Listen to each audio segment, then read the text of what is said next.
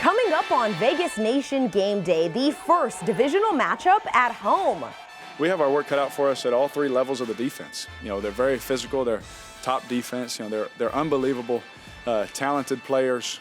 And this one has a little more meaning. I've said this many times. They gave me a great opportunity at a young age, and thankful for that, and learned a lot of lessons from that. Raiders fast takes and smart coverage coming up right now on Vegas Nation Game Day. Powered by the Las Vegas Review-Journal, this is Vegas Nation Game Day. Presented by D&R House of Diamonds, making luxury affordable. Located in the One Summerlin building in downtown Summerlin. Welcome in, football fans, to this week's episode of Vegas Nation Game Day. Cassie Soto joining you as we get ready for this Week 4 AFC West showdown. The Broncos are coming into Raider territory, and the Silver and Black are desperate for a win. Let's start things off with our opening drive, brought to you by Capriotti's. Make your game day extraordinary with Capriotti's. Order now. Raiders beat writer Vinny Bonsignore here with us now. Vinny, it is no doubt that this matchup is important because it is a division rival, but the Broncos are also the team that gave Josh McDaniels his very first opportunity to get his feet wet as a head coach. He sort of brushed it off earlier this week when he was asked about it, but this has to be a pretty cool moment for him. Yeah, probably a little bittersweet as well. It's hard to believe he was 32 years old when he got that job. It seems like so long ago now, and it kind of was in football life terms. And 32 years old is pretty young, and I think he understands the mistakes that he made in Denver. It didn't help really that he was given everything, the whole keys to the palace. I'm not sure there's a lot of 32-year-old first-time head coaches that have the wherewithal to be able to handle all of that responsibility. And obviously, the way things went south with Josh McDaniels in Denver shows that he wasn't ready, and I think he's the first person to admit that and acknowledge it. Let's get to the matchup itself. Two completely different teams, obviously, but the Raiders have found success over the years, getting the win over the Broncos 4 out of the last 5 meetings. But there's a new sheriff in town who goes by the name of Russell Wilson. While he may no longer be in his prime, he can still be a threat if the Raiders allow him to be. He certainly is at moments, but I look at the way he's being used right now and forget Russell, let Russell cook. It's almost like it's let Russell marinate right now. I mean, they're not really using him in the way that best suits Russell Wilson. And some people have suggested, well, they're trying to preserve him. He's signed to a long-term contract. They're trying to get the most out of him for the years that he's under contract. But if you're Nathaniel Hackett, if you're just letting him marinate right now, what are you really saving him for? Potentially another head coach. So it's time to let Russell Wilson cook. And for the Raiders, that might be this week, and that's a problem if that's what they do and if Russell Wilson is still able to cook the way we used to see him cook in Seattle. Well, we've obviously talked about all that's gone wrong for the Raiders these last few weeks, so let's bring a little bit of optimism to the show. Vinny, what is the Raiders' biggest strength that could lead them to a victory on Sunday? They've got really good players, especially offensively, and those players have shown from time to time and in spurts that what they're fully capable of doing. It's when they get away from that, when the efficiency level sort of wanes or when the focus wanes, that they get themselves in trouble. And there's been far too many of those stretches, of those moments where they're not playing good, sound, efficient football, play in and play out. If they can get to that point, and I'm talking about every player that's on the field, they could start putting together and stringing together good, solid stretches of football and winning football games. But until they do that, we're going to be here in this sort of Groundhog Day phenomena that the Raiders have find themselves in, talking about the same things, the same mistakes, the same issues week after week after week. Last one, do the Raiders win on Sunday? Yeah, I think they can. They should win. Not only, I'll put it this way, they have to win on Sunday. They should win on Sunday. They're the better team right now than the Denver Broncos. So for all those reasons, absolutely they can. Will they? We're going to all find out together. Flip the Field, brought to you by South Point Sports. Download the app at southpointsports.com. Hey, Evan, it's Ed Graney. Here are 3 things to watch from the Broncos sides. First, coverage by Patrick Surtain and Davante Adams. Now, here's the deal. We don't know what the Broncos are going to throw at Davante Adams, but I'm pretty sure Surtain won't be the only person. Will they bracket him? Will they double him? Bring safety help over the top? We're not sure, but believe me, Surtain, as good as he is not going to be guarding Davante Adams one-on-one, if not for some of the game or most of the game. We've seen it before with Davante Adams this year and how teams are covering him. They're not going man against him for the most part. So it'll be interesting to see what the Broncos, who are a terrific defensive team, come up with to stop Davante Adams. Another thing to look for, Russell Wilson's ability to connect with his receivers like Cortland Sutton, Jerry Jeudy, KJ Hamler. You have to understand, the Broncos offensive line is beat up. 3 or 4 guys are actually questionable this week. We don't know how many of them are going to play. So if the Raiders can get pressure on that offensive line, it's going to be tougher for Wilson to find those receivers. If you saw that ugly 11-10 win against the Niners last week, you'll know what I'm talking about. So if Max Crosby or Chandler Jones, the guy who actually plays for the Raiders, if we can hear his name this week, if they can get pressure from that offensive line, it's going to be really hard for Russell to get the ball out to his receivers.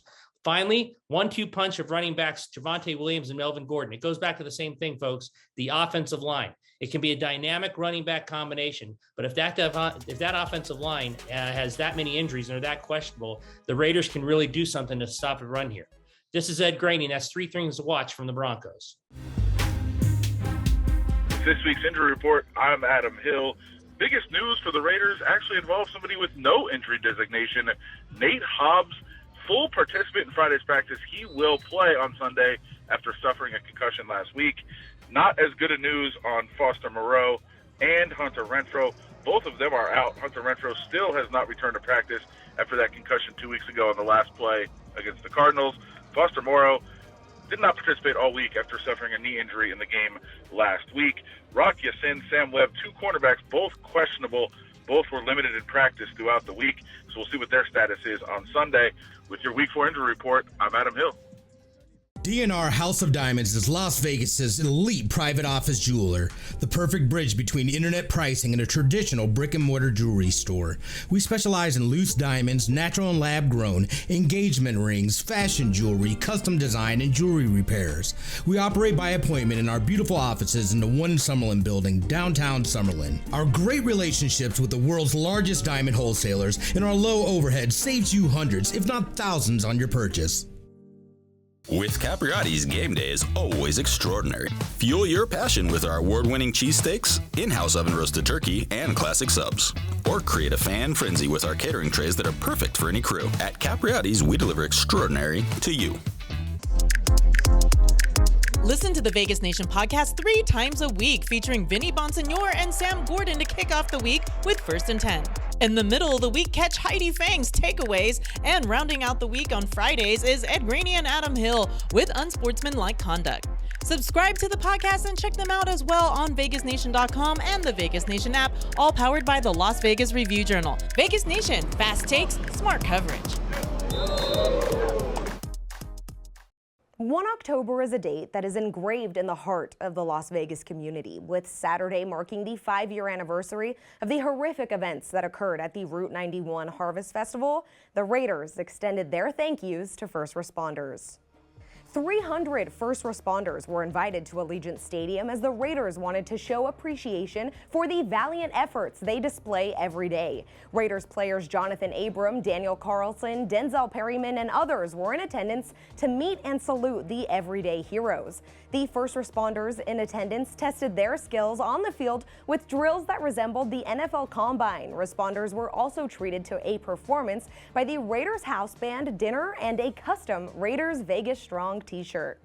Additionally, the Raiders are inviting over 200 first responders from the Las Vegas Metropolitan Police Department, Clark County Fire Department, and local medical facilities to hold the Vegas Strong flag during pregame of Sunday's game versus the Denver Broncos.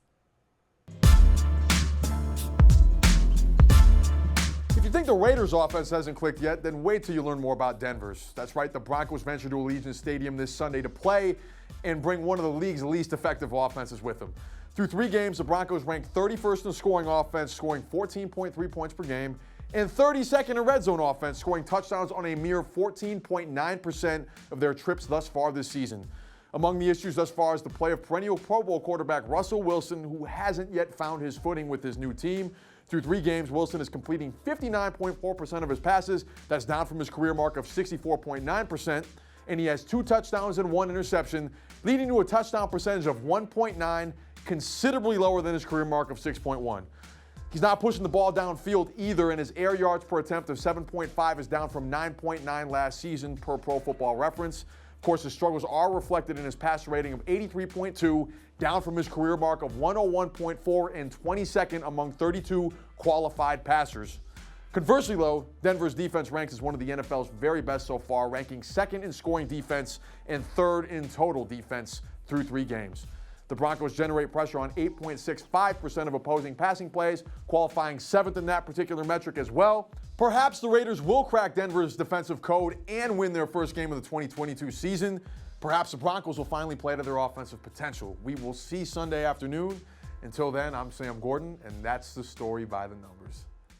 For a look at this week's betting lines, let's hear from sports betting columnist Todd Dewey. Thanks, Cassie. You might be wondering how the only 0-3 team in the NFL could actually be favored over the Broncos in Sunday's game at Allegiant Stadium.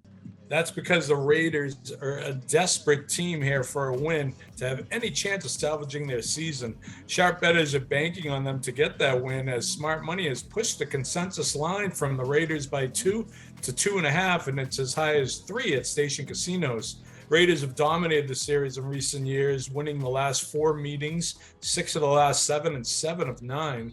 Total on the game is 45.5. Denver is 31st in the league in scoring behind new quarterback Russell Wilson and has gone under in all 3 games. Sportsbooks will be big Broncos fans Sunday, though the public is split on the total. Bettors at station casinos are on the over, while bettors at BetMGM are on the under. A pro sports bettor I spoke with bet on the Raiders mostly because their season is on the line and he expects them to step up. He said the 0-3 Raiders could easily be 2-1, while the 2-1 Broncos could easily be 0-3. That's a wrap for this week's episode of Vegas Nation Game Day. The Broncos once again coming to Allegiant Stadium this Sunday to take on the Raiders, and the Raiders are looking for their first win of the season. Kickoff is set for 1:25 p.m. For all of your Raiders news, you can head on over to vegasnation.com. For our entire crew here, I'm Cassie Soto. Have a great weekend. Powered by the Las Vegas Review-Journal, this is Vegas Nation Game Day. Presented by DNR House of Diamonds, making luxury affordable. Located in the One Summerlin building in downtown Summerlin.